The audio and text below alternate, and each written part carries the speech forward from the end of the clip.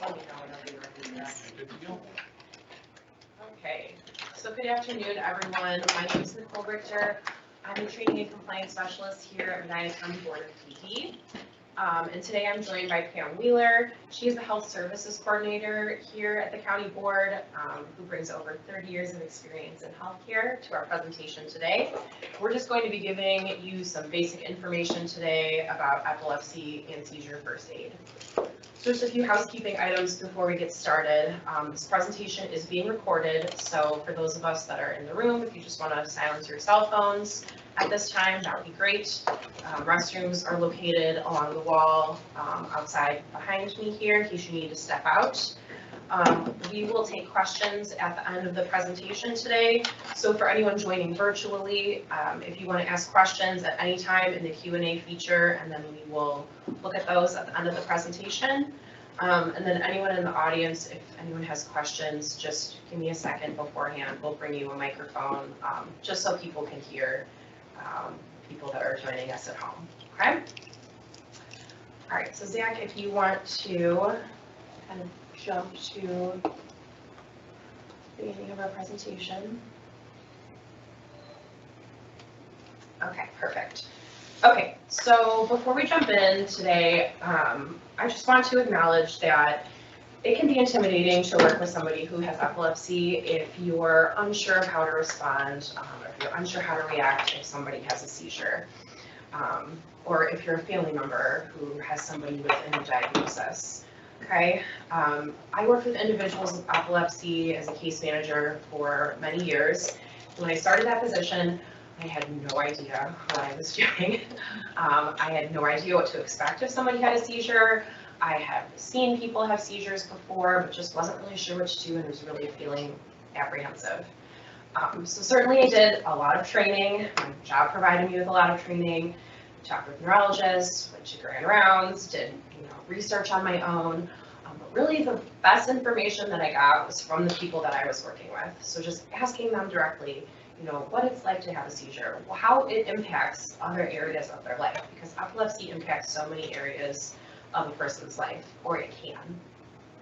So I just wanted to share that experience because I really think that you can get a lot of valuable information by talking with somebody, asking them, how they would like you to respond if they have a seizure, just getting, feedback from them, and that can really help you feel more confident, going forward. It's a learning process together. And everyone's epilepsy is really so very different, and we will highlight that throughout this presentation. It is so different for everybody, and it affects everybody so differently. It really is a wide spectrum, okay? So what we're going to talk about today is just a basic knowledge. We're going to get basic knowledge of epilepsy as a common neurological disorder. Talk about different seizure types. Pam's going to go over with you. We're going to talk about appropriate first aid. This is super important and very, very easy. It's great because we can help somebody that we know who has epilepsy, but really anybody can have a seizure at any time. You can be out in public, somebody can have a seizure, so helpful to know, what you're looking for and what to do. You can recognize when a seizure is a medical emergency. Seizure isn't always a medical emergency. We don't always need to call 911. And we'll just talk briefly about how to support people that we work with that have epilepsy. Okay, so just some trivia to get us started. And this we just want to share so you guys can see how many people really have epilepsy.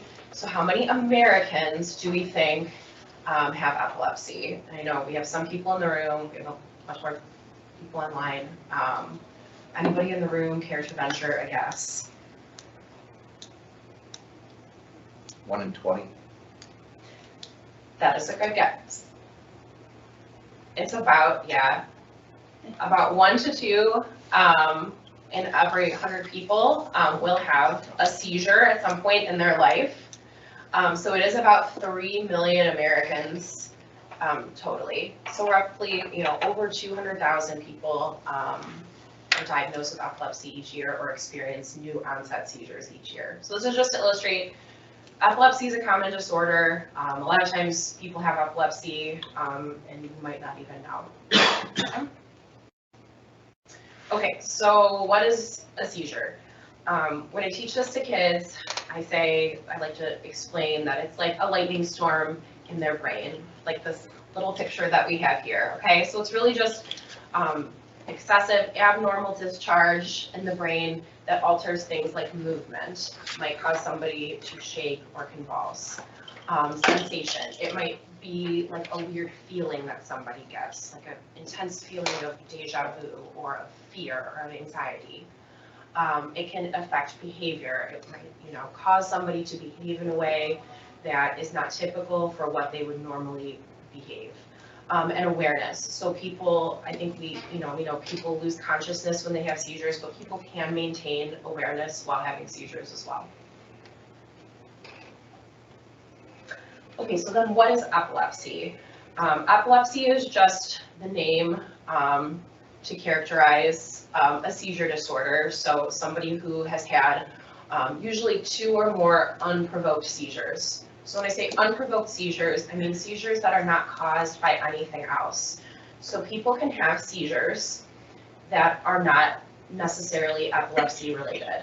Somebody could have abnormally high or low blood sugar, and that can cause them to have a seizure, but it's not necessarily epilepsy. It's not caused by abnormal electrical discharge in their brain. It's caused by their blood sugar issue.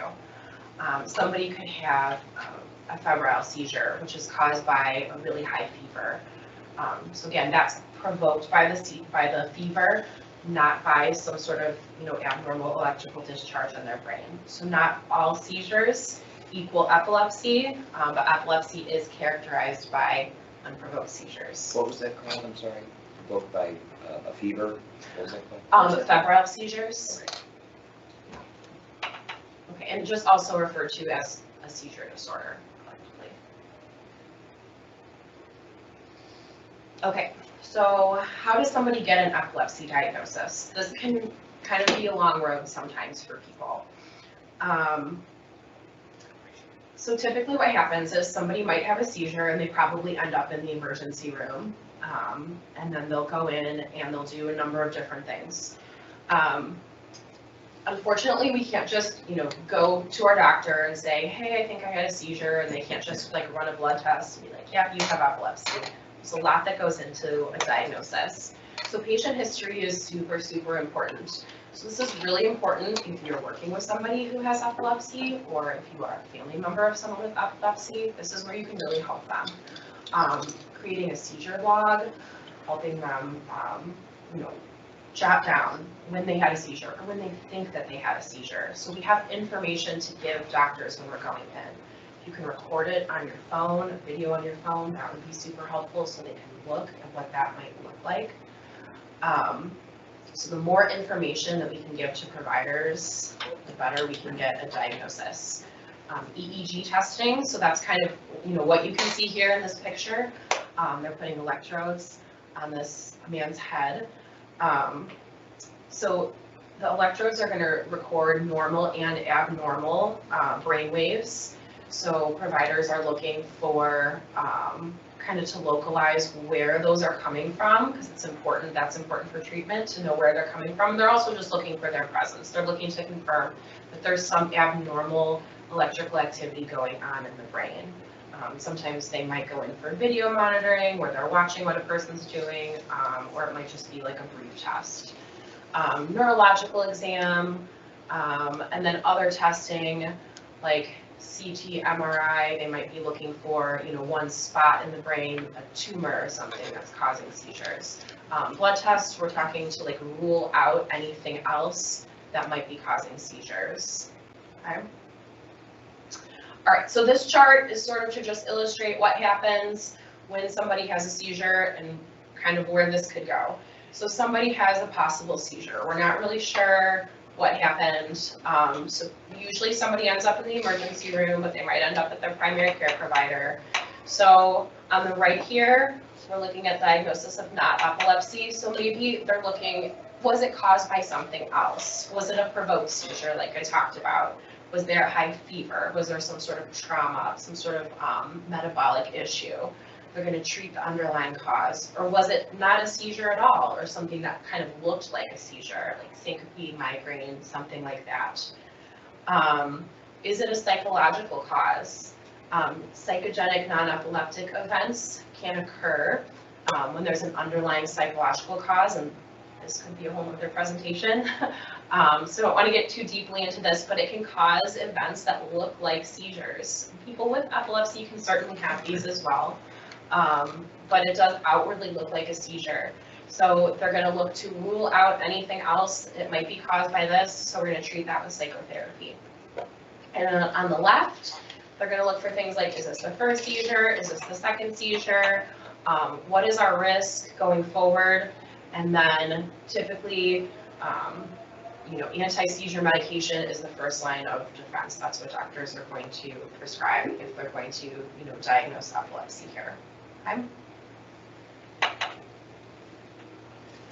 Okay, so treatment, how do we get better? Unfortunately, there's no cure for epilepsy. So physicians look to medication first, which is great for about 70% of people with epilepsy. That's awesome. But unfortunately, 30% is a pretty big number, and people are still having breakthrough seizures. If you're having one seizure a day or multiple seizures a day or even one seizure a month, that's a lot. That's really impacting your life. So there are other things that physicians can look for as far as treatment goes. Surgery, again, this could be a whole nother talk. Not everyone is a candidate for surgery. Pam will talk about focal seizures and generalized seizures, but typically, if they can isolate where seizures are coming from in the brain, and they can take that area, they feel confident they can take that area out, and it's not going to affect too many other things, that person's probably a good candidate for epilepsy surgery. Somebody who has generalized seizures, where seizures are happening all over the brain, not a good candidate for epilepsy surgery. We're very fortunate here in Northeast Ohio to have some level 4 epilepsy centers where patients can get worked up for epilepsy surgery. If you're a family member or you're looking for that type of thing. Devices, again, we could really go into this, but we're looking at implantable neuromodulation devices. So like vagus nerve stimulator, responsive neurostimulation device. That's kind of what's, I don't know if you can see in that picture, but that's the RNS in the brain there. Helps to sort of monitor and detect and report seizures. Doctors can get feedback from that. They're not sure how the mechanism of why these devices work. They don't typically help somebody have seizure freedom, but this, along with medication, people can reduce the number of seizures that they're having. And then dietary therapy. I think everybody's probably familiar with the ketogenic diet, right? This is sort of in the mainstream now. That was originally developed for epilepsy patients. So they found that it works well for children who have not been responsive to medication. It involves a diet with really high fat content, almost little to no carbs at all, and does need to be almost like monitored under a neurologist and a dietitian very carefully. And they've seen that that's been effective. Again, they don't know why, but that's been effective for children with very severe epilepsy. What is the diet called? The ketogenic diet. Yeah. Or the keto diet, as it's like popularized as now. Okay, and again, no cure for epilepsy, so the goal is we want as much seizure freedom as possible with as few medication side effects as possible. Because unfortunately, the medications have lots of side effects. So, and that's really up to each individual person on what they can tolerate as far as number of seizures and how their side effects are affecting them. Okay, so why do people get epilepsy? We don't know a lot of times, which is really frustrating for people. I think they want to know why, especially diagnosed like later in life. Like, where is this coming from? For the remaining 30%, we look at things like brain trauma. When I would talk to kids in the schools, we would talk about wearing a bike helmet to protect your head while you're riding your bike, being safe in sports, wearing your seatbelt, do things to protect your brain. Brain lesions, like a brain injury at birth, some other abnormal brain development, tumors, something like that, typically the cause. Okay, more trivia. What percentage of people with epilepsy develop seizures by age 25? Anyone care to venture a guess? Is it almost? That's good. It's 50%. Yeah. So the majority of people develop epilepsy in childhood, and then later in life is when we see most epilepsy diagnoses, but really anyone can develop seizures at any point in their life. All right, so I'm going to turn it over to Pam. Just going to talk to you about seizure types.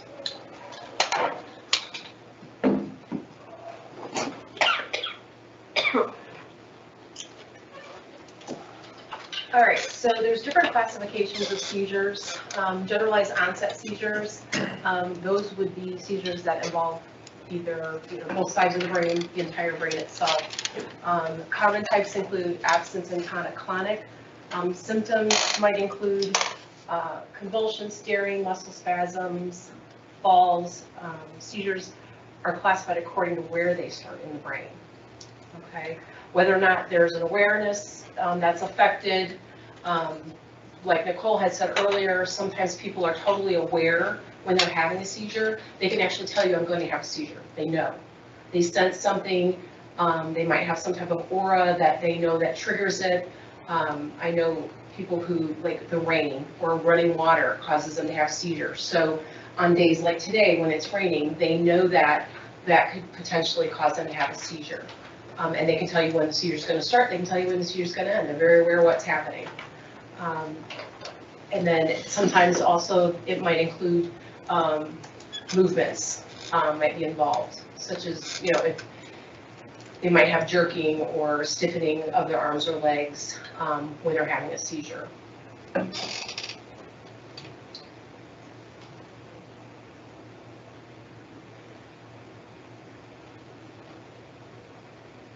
Sorry, my slide is stuck.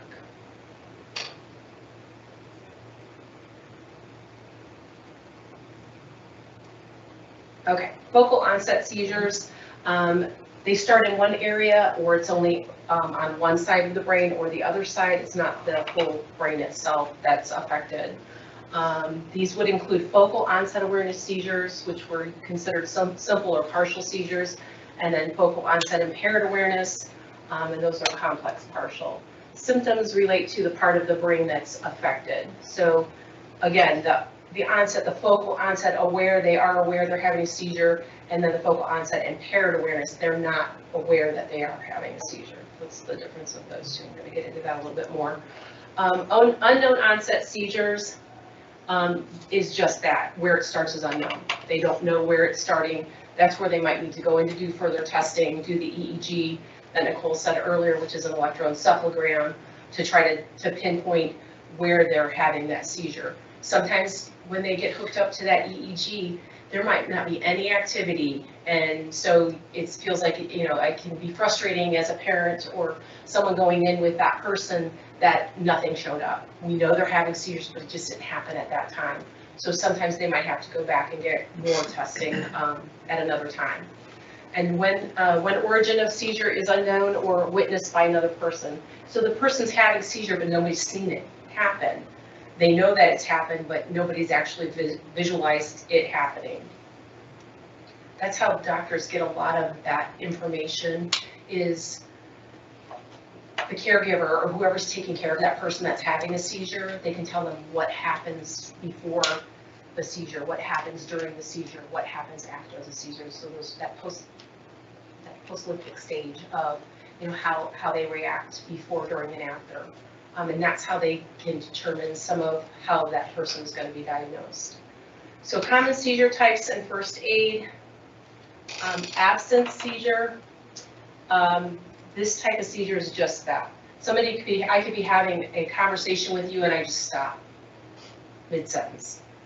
I'm staring off into space. It gets confused with somebody that looks like they're daydreaming, they're ignoring you. They might have a brief lapse in awareness. They might be chewing or blinking, doing those motions.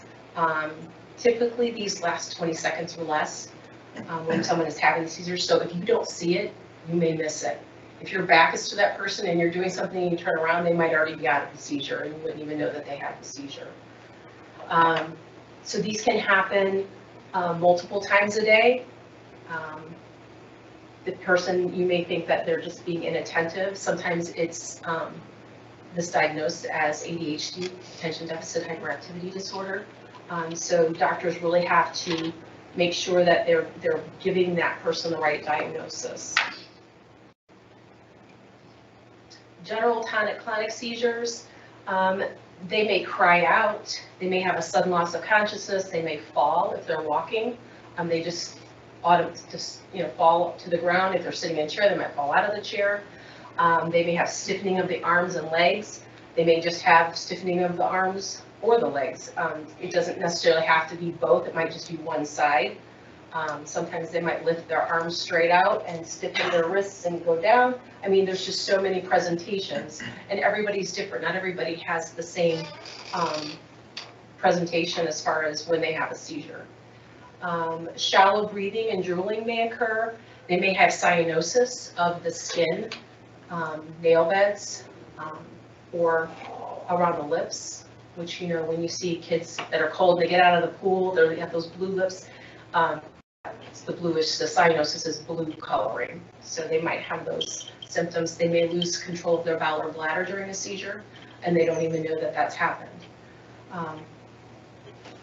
Afterwards, they may be confused. Many times they're exhausted. Their body's just had a workout. So they're tired and they sleep the rest of the afternoon. So it just depends. They may have trouble speaking. They may be sore because their body's been stiffened for the length of time that seizure's been occurring. So those are things that you would be looking for. This is a first aid for tonic-clonic seizures. This is a video that we're going to show you, so you can watch what to do.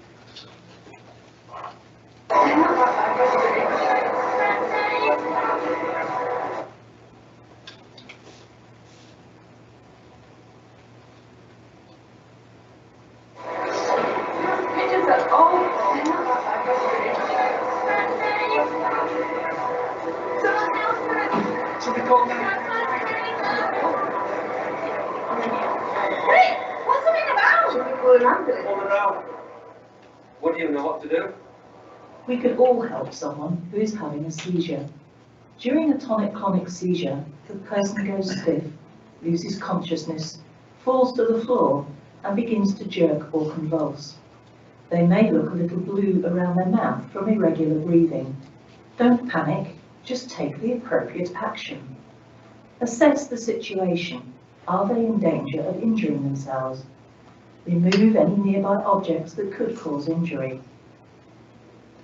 Cushion their head to protect them from head injury. Check the time. If the seizure lasts longer than 5 minutes, you should call an ambulance. Look for a medical bracelet or ID card. It may give you information about the person's seizures and what to do. Once the seizure is over, put them on their side in the recovery position. Stay with them and reassure them as they come around.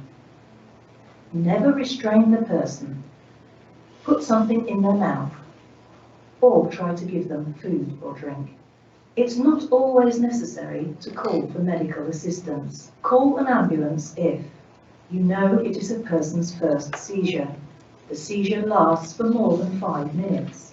One seizure appears to follow another without the person gaining consciousness in between. The person is injured. You believe the person needs urgent medical attention. For more information about epilepsy, visit the Epilepsy Action website or call the Epilepsy Helpline on free phone 0808 800 50 50. Another website you can go to is epilepsyfoundation.com. And it has an 800 number, which we'll give you at the end of the presentation, that you can call if you have specific questions that you'd like to have answered. Next slide. I was just wondering, would it matter what side you put them on? Just- Recovery position is always taught as putting them on their left side, but you can put them on either side. I mean, whatever, you may not be able to roll them on the left side, just turning them on their side. That way, in case sometimes people may vomit during the seizure or after, so you don't want them to choke. So you always want to turn them on their side to make sure that their airway is open. First aid for tonic-clonic seizures, the main thing is stay calm. Track the time. The Epilepsy Foundation has a saying of stay, what is it? Stay side, safe. Stay safe side. That's what it is. Stay, you want to stay with the person. You want to make sure you're checking the time of when the seizure started so you can document for EMS if you have to call them, so you know if it's been more than 5 minutes, you need to call 911. Keep them safe, so keeping their head protected, and then putting them on their side, which is the recovery position. You don't ever want to restrain anyone. You want to make sure you stay with them the entire time. After the seizure, that person might be fully awake after the seizure, and then they may be drowsy, like I said, or unaware that anything even happened.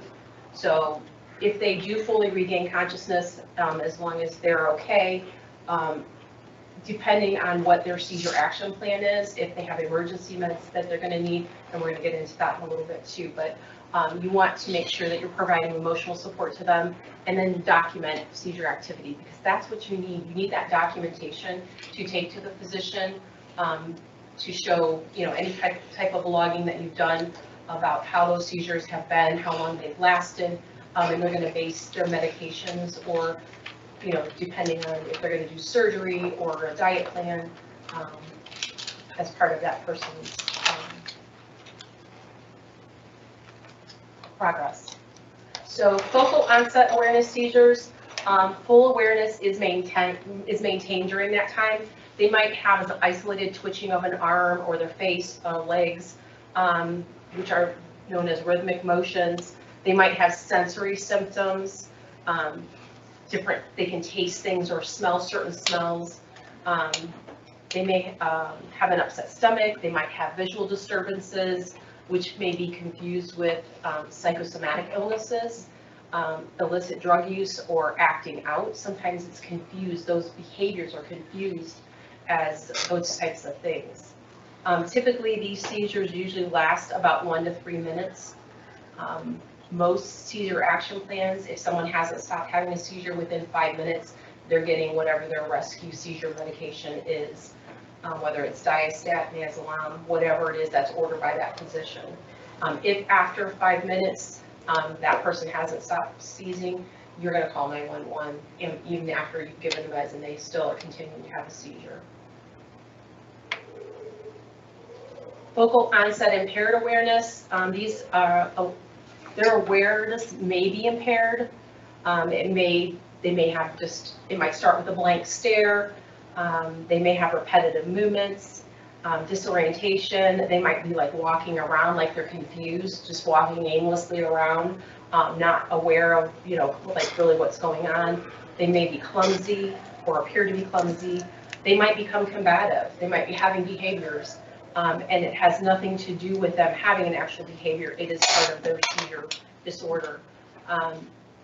I've had seen individuals have seizures where they might be sitting down and doing something and they get up and they start climbing on the table and it's just out of character, and that's part of their seizure. That's what happens.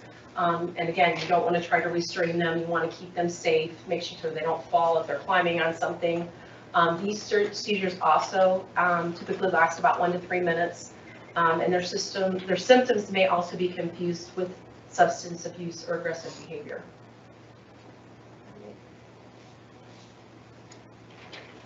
And here is another video. This is first aid focal onset impaired awareness and what to do.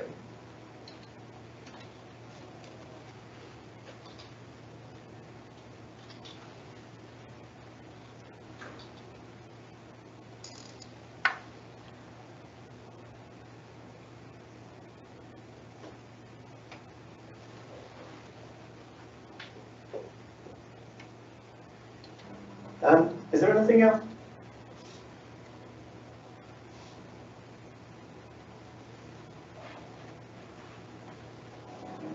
Let's see what a focal seizure can look like.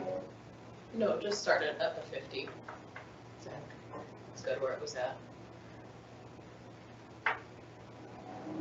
Let's see what a focal seizure can look like and how you can help. Hi Annie, you okay? Oh, hi, I'm good, thank you. How are you? Very well, thanks. I think that's everything sorted for this morning's order. Oh, that's good, because Dave's order is ready as well. Oh, good. Is there anything else you need? Yeah, there is something. Oh, yes.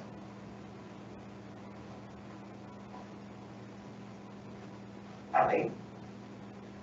Annie, are you okay? Annie? Annie, I think you're having a seizure. If someone is having a focal seizure, here's how to help. Everything's going to be okay. Focal seizures can be frightening and disorientating for the person, so be calmly reassuring. Take your time, Annie, it's fine.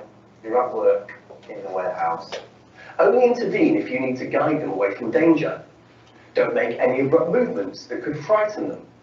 Don't try to bring them round or restrain them. You're okay, Annie.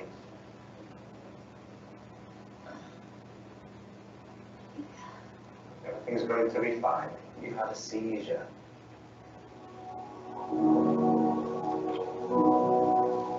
After the seizure, stay with them until recovery is complete.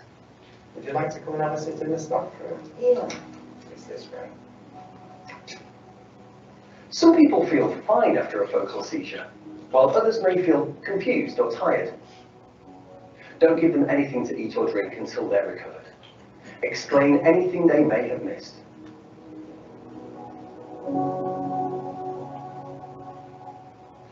Focal seizures are not usually a medical emergency. You should call an ambulance if you know it's the person's first seizure. The seizure lasts for more than 5 minutes. They have one seizure after another without regaining consciousness between seizures. They're injured during the seizure. Focal seizures can have a range of symptoms, and it's not always obvious that someone is having a focal seizure. If someone is behaving unusually, think about whether it could be a seizure. You can help by being calmly reassuring, guiding them away from danger, not making any abrupt movements.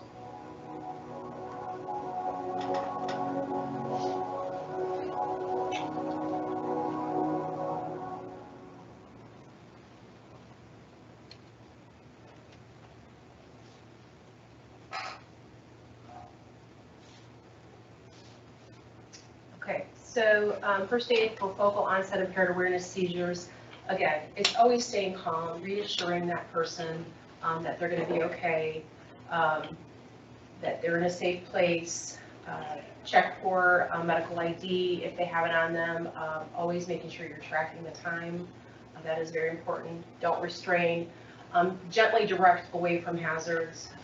If you physically have to maybe touch their arm, do it gently. Don't grab their arm and try to jerk them somewhere just to try to remove them away from safety to a safe place.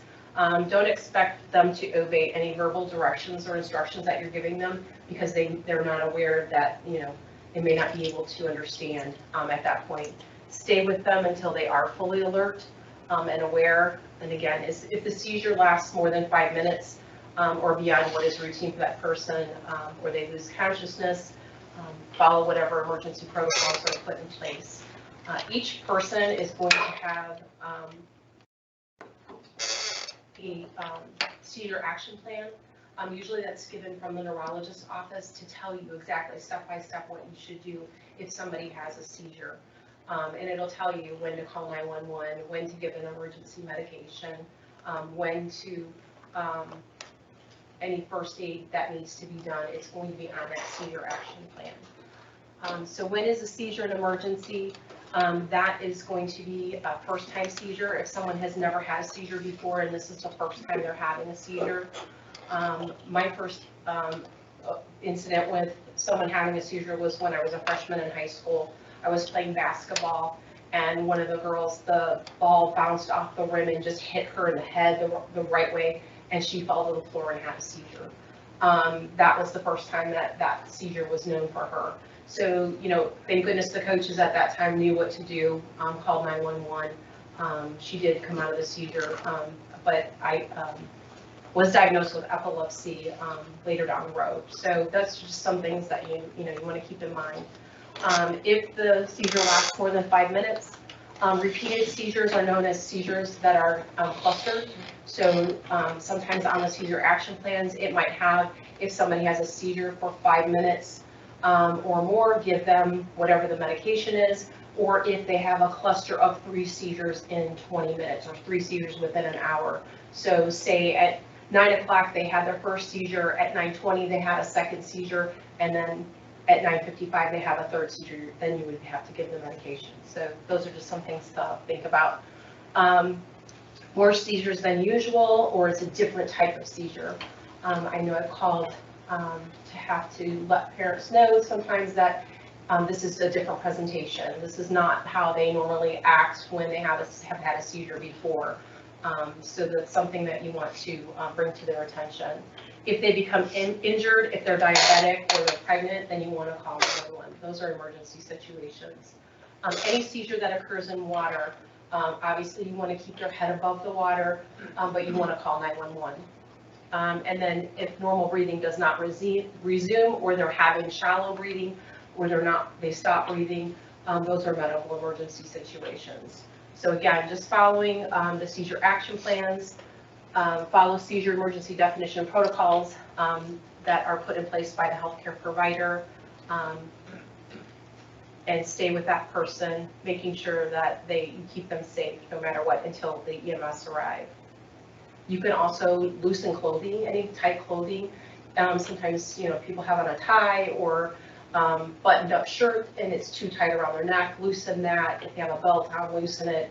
Anything that is being restrictive to them, you want to make sure that those are loosened to help with breathing as well. Seizure triggers, the main thing, number one, is missed or late medications.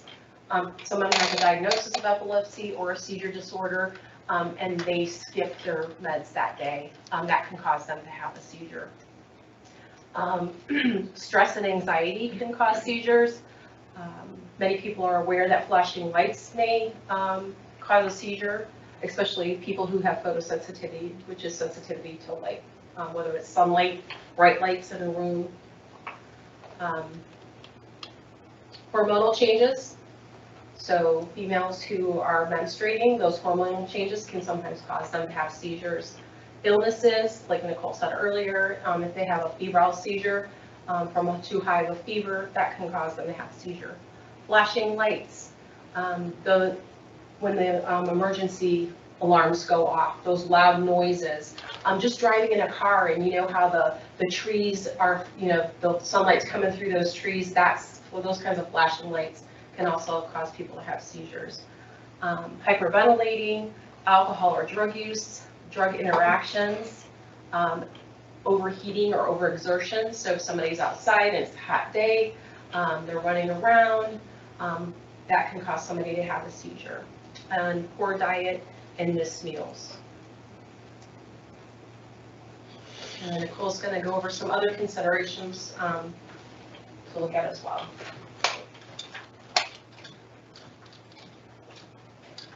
Okay, thanks, Pam. I did just want to mention like a little follow-up from the video.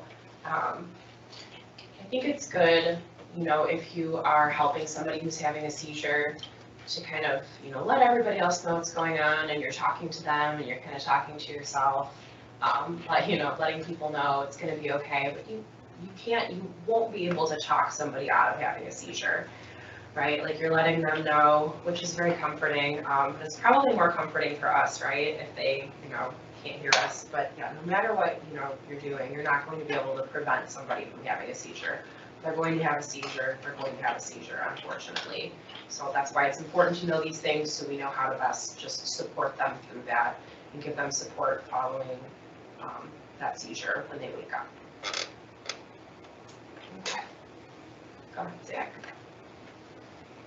Okay, so epilepsy, as you can imagine, really affects every area of a person's life. If you're having uncontrolled seizures, that's affecting everything that you do. Cognition, learning, mood, behavior, those things are also affected by the anti-seizure medications. Those have some nasty side effects like we talked about before. So all just, things to consider when you're, helping somebody with epilepsy. Sleep, folks with epilepsy often have a lot of sleep disorders. Insomnia is a big one. Impacts work and school, your ability to go to work every day, to maybe, possibly work full time. There might need to be, different accommodations made at school or at work for you. Obviously daily activities, and then just your risk for injury, especially if you have convulsive seizures, like tonic-clonic seizures. Your risk for injury is obviously much greater, so there needs to be some things in place to sort of help mitigate those risks. Okay, and then just to touch on epilepsy and developmental disabilities, very common in folks with developmental disabilities, affects 1 in 3 people. And oftentimes, that brain damage that's responsible for disability is also responsible for causing that seizure activity, which is why we see that so prevalently.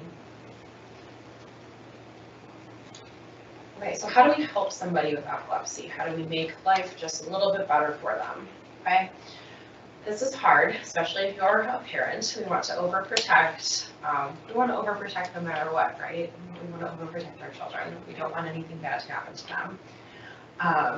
But as much as we possibly can to encourage independence for them, and just normalize having epilepsy.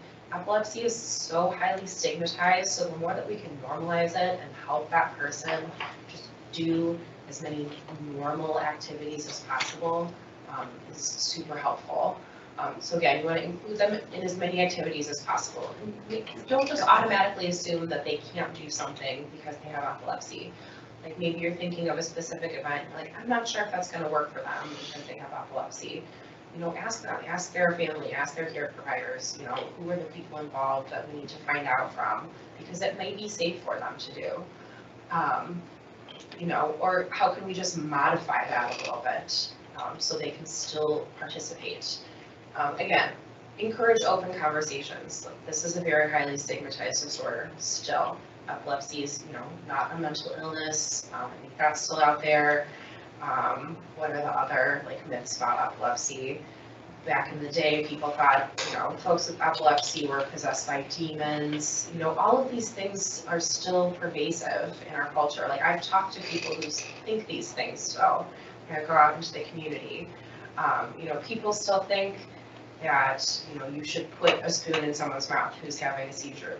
These are all out there still, right? So it's important to keep talking about these things, talk about epilepsy, so people know, they don't feel so isolated. And then talk with that person if, that's appropriate, on how you can support them after they have a seizure. Ask what they would like. Maybe they're okay to go. They have a seizure and they're like, nope, I feel good. I can go back to doing what I'm doing. Or maybe they're just being exhausted. Like Pam said, it's literally like they've just experienced a workout if they're having a tonic-clonic seizure. All of their muscles are, convulsing, contracting, so they might need to rest for a period of time. So just don't assume, just ask them, what would work best for them. Acceptance and inclusion is the main thing. Yes, Pam said acceptance and inclusion is the main thing. Okay, and then just to sort of wrap up here, as a reminder, epilepsy truly looks different for everyone. Like I said, you might know somebody with epilepsy. They might take medication, drive, and go to work. And they haven't had a seizure in 30 years, and that is fantastic. And then on the other end, we might have somebody who's having hundreds of seizures a day, and it impacts every single area of their life, and what we already talked about. So really, we just need to understand that what works for one person or what is true for one person is not true for somebody else. Many people with epilepsy can do things, the same things that people with epilepsy cannot do. Again, just depending on the type of seizures that they have, you know, what they feel comfortable doing, what that risk is. People with epilepsy aren't usually physically limited in what they can do. Maybe we don't want people, you know, who are having tonic-clonic seizures climbing up on a ladder at a job site, you know, but there's other things that they can do. Okay? And then you can certainly just help somebody, you know, who has epilepsy just by being compassionate, caring, getting to know them, asking them what works for them. All right, so questions from anyone?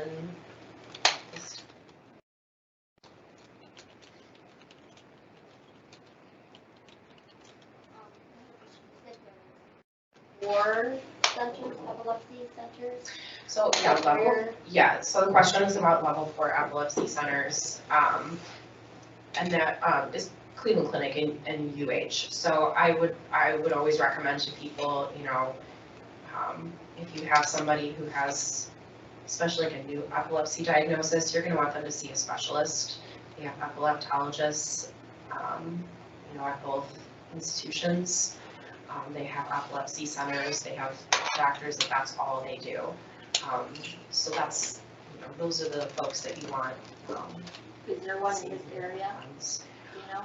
I don't know if they have anybody like at any satellite locations, but I mean, certainly, you know, downtown at main campus for both. Both are excellent epilepsy centers. Do you have anything on that? Not at the moment. Okay. One just came.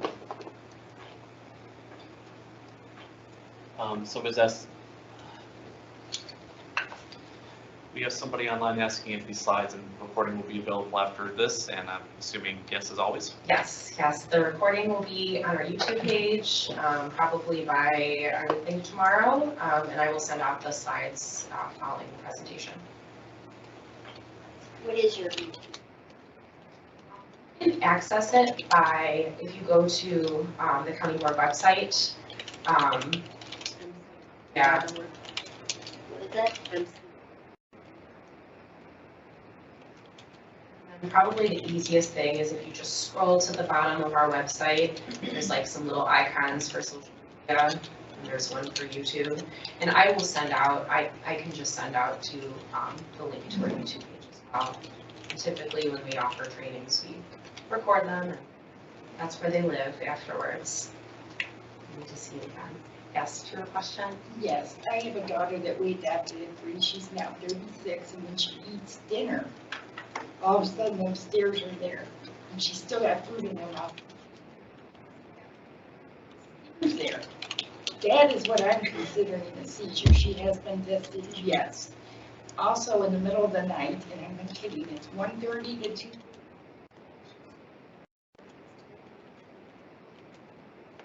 Us to that. Higher than that, sleep she goes. I'm not giving any answers directly from the doctor if this is what's going on. We've been to every doctor there is possibly, well, sleep studies and the EEG and all that good stuff. These sound like they're symptoms of a seizure. If she has petit mal, which is what they're saying, can this degree change? Can she have multiple different kinds? Yeah, absolutely. So the question she's talking about, just for everybody online, experience with her daughter at home. Folks can absolutely have multiple kinds of seizures. They can have generalized and focal seizures. And within that, they can have, you know, a number of different types of seizures. Seizures can start as a focal seizure and then generalize into, you know, tonic-clonic seizure. So there's a lot of different things, you know, that could be happening there. So that's sort of answer your question. Does she have a neurologist? She does. But they're not telling me that these falls are related to seizures or these screams of hallucination are not contributing to the epilepsy factor. And why are they only when she's eating or 1:30 and 2:30 in the morning? Are you keeping documentation? Yeah. You can always get a second opinion. Thank you. And sometimes it is just because they don't know, you know, they don't have enough information yet, because they can't witness it, and they can't, you know, have her hooked up to an EEG at that point, and, you know, when that's occurred. Another good thing is you can video it on your phone. You have Yes. a videotape it, give it a phone. It's really hard because, like you said, it's just that split. Second year. And- Yeah, and just you have ask it her, she ready, can't ready to remember, which go. is- Whenever you start eating, just have that recording going. You might be able to catch something that way. I know some parents that have done that. Shouldn't she be chewing Yep, absolutely. and blank looks at the same Yes. time? Mhm. That's exactly what And sometimes if they're eating, they could be doing this, you know, with the hand and just that hand and then the blank stare. But yeah, it could very well be a seizure.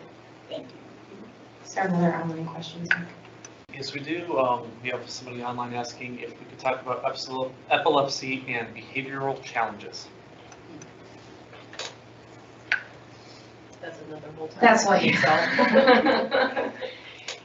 That's another whole can of worms. I will just say, I guess briefly about behavioral challenges, a lot of the behavioral challenges can be medication related.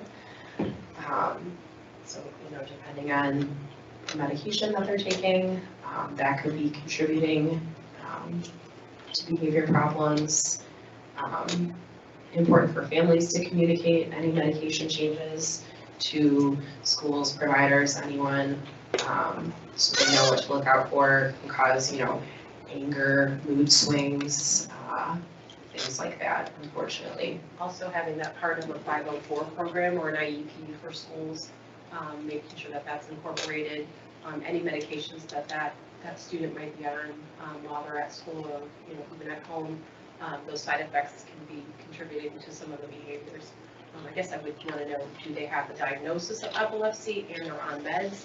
Or is it they're trying to get diagnosed with a seizure disorder or epilepsy and they're being treated for behavioral?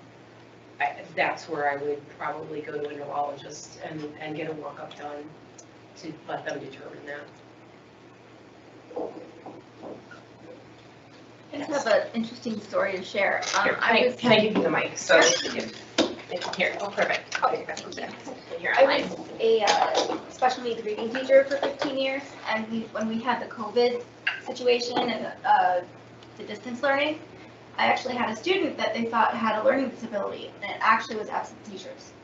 Oh, wow. So without those recordings, they would have never, without the whole thing, they would have never found out that she had seizures. And she's doing so much better. That's great. That's so, like, I guess like a silver lining of, you know, all of the video and the distance learning and things like that. Yeah, I thought that was just incredible, incredibly lucky too. Mm-hmm. Well, I was just, I had an idea. It makes you wonder how many people have seizures and don't even know it, or people that are undiagnosed. Sorry. But yeah, it just makes me wonder how many people are undiagnosed with seizure disorders. Yes, yeah, people who have absent seizures, yeah, they definitely go unnoticed, like quite a bit. Like Pam said, you know, if you have a child in the classroom, teacher has their back turned, they have 30 kids in the class, you know, it's hard to notice that, you know, unless you're having like a one-on-one interaction with somebody and it's happening multiple times. So that does, you know, happen. It does happen a lot, and it is, you know, that does make it really difficult to get a diagnosis. Yeah, thanks for sharing. I have a question. Yeah. What specifically is it about the keto diet that helps prevent certain types of seizures? So they don't know. They really don't understand like how it works in some sort of mechanism with I think like the ketones that your body produces. There's some sort of like sodium chains. I have like speaking, but truly they don't know exactly you know what it is about it that makes it effective for, you know, some people. Could be something really like metabolic. Mm-hmm. Yeah. I would just venture to say that it has something to do with the way that the carbs and the sugar, like the sugar will increase like activity. So if they're sensitive to something, then you know, by being on the keto diet, you're taking away the carbs that will then reduce sugar spikes. They go into a state of ketosis too, so all of that plays a part in the metabolic system and how people are going to react. And some people react and some people don't.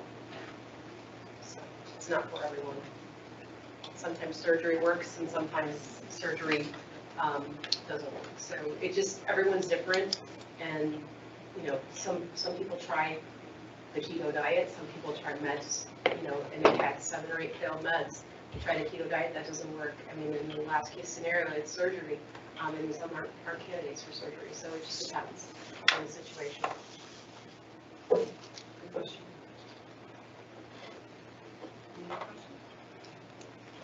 I was just saying, so you could grab a microphone over there. Just some things. I got a big Pass it around. I got one last question, and it might be one of the myths like in the old days. Is their brain cells damaged in seizures ongoing? In other words, we're working at a special needs level when technically things were normal before the seizures. I mean, I think not to, I think what they're saying now is like not to the extent that people think, but yes, I mean, it is affecting your brain, you know, when you're having a seizure, especially if, you know, we have uncontrolled seizures going on over a very long period of time. That's definitely playing a role. Yeah. If you suggest you get to a neurologist and you question before it's too late. You want to, yeah. I mean, like I said, it takes a really long time for some, you know, if they're not presenting with like typical seizure symptoms, if it's not, you know, completely apparent, I would, yeah, get to a specialist, you know, push for a diagnosis. I mean, I work with many people who it took years and years, and they had seen multiple doctors and got, you know, different diagnoses along the way, and then eventually, you know, ended up where they needed to end up. So it does take some pushing sometimes, unfortunately. But you're the advocate, so keep advocating for her. All right, we are at 1 o'clock, so I'm going to wrap up here very briefly. So I just want to thank everybody for attending today's presentation. For anybody here in person, if you could just fill out your evaluation and just, you can turn it over and just leave it at your spot, that would be greatly appreciated. I will send out an email to everybody who attended with a link to an evaluation virtually. And then I will also follow up with the slides and the recording of today's presentation. And then Zach, if you just want to. Yes. You got one more question from online, if you have time? Sure. So they're asking if a child has epilepsy and also has a behavior issue, what direction would you try to go to help them, i.e. counseling or another specialist? I would probably push for counseling for, you know, first I would make sure, like, I would want to get more information from that person's medical provider, on what's, you know, what their opinion is. I mean, we're always going to default to, you know, their neurologist, get information from them too. Having those doctors connect with each other. Yeah, and that's the big thing, like Pam just said, having those doctors connect with each other, so probably getting a referral from the neurologist. You know, they work very closely with psychiatry and psychology, so they would probably be able to give, you know, a pretty good referral for somebody who, you know, sort of specializes in that area. So that would probably be the next step.